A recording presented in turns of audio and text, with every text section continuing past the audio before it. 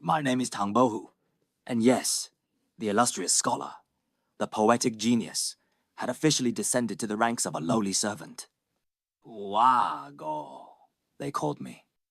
My days were no longer filled with the musings of art or the clinking of wine cups, but with chores and the constant threat of a rattan cane from the formidable steward Wong. Life here was stark. Mealtimes were a chaotic scramble where the swift ate and the slow starved. Privacy was a foreign concept, and my artistic endeavors were frequently interrupted by the mundane. Yet, despite the indignities, my resolve remained unwavering. Qiu Xiang was here, and that was all that mattered. My brilliant mind, accustomed to crafting masterpieces, quickly turned to crafting elaborate schemes. My first grand plan involved a kite. I'd orchestrate a magnificent aerial battle, sending my kite plummeting into the forbidden inner courtyard, providing the perfect excuse to infiltrate her sanctuary. And then, a feigned injury, a dramatic collapse, and a whispered confession of my undying love to Qiu Xiang as she knelt beside me. A flawless plan, if I do say so myself. Alas, just as I was about to unleash my genius, Steward Wong appeared, ruining my perfectly choreographed disaster. He seemed to mistake my intentions entirely, but his misunderstanding, in a strange twist of fate, only solidified my position. The kite, however, was tragically mangled.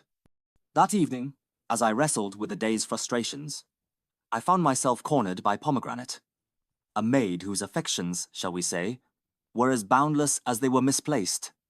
Just as I was attempting to escape her enthusiastic embraces, a ruckus erupted. 4 lecherous thieves!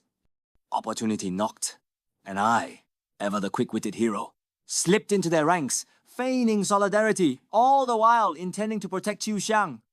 To my utter delight, I overheard her confessing her admiration for Tang Bohu, my hard sword. But then, in a moment of utter idiocy, she began to argue with me.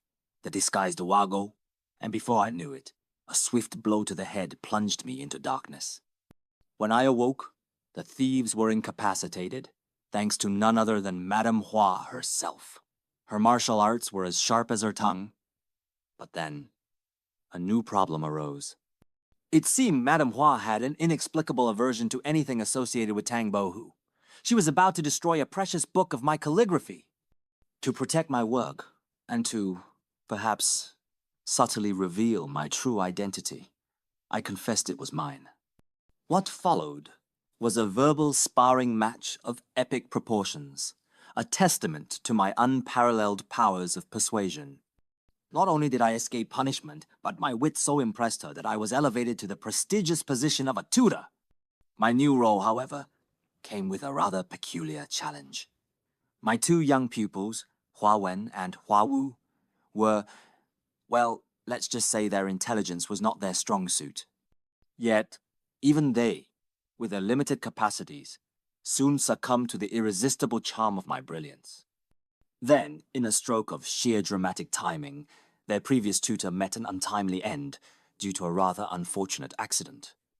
And just like that, I, Tang Bohu, became the official tutor to the Hua young masters. This new status granted me unprecedented access to the entire Hua residence. A true strategic victory.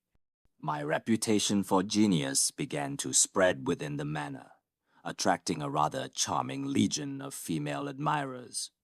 Alas, Qiu Xiang, my sole focus, remained elusive, her admiration for Tang Bohu seemingly unwavering, while her attention to Wago remained strictly professional.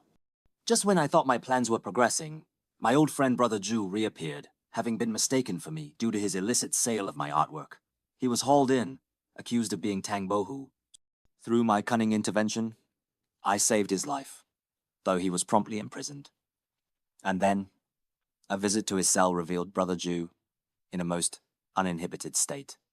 It seemed, even in confinement, his spirit remained unbroken.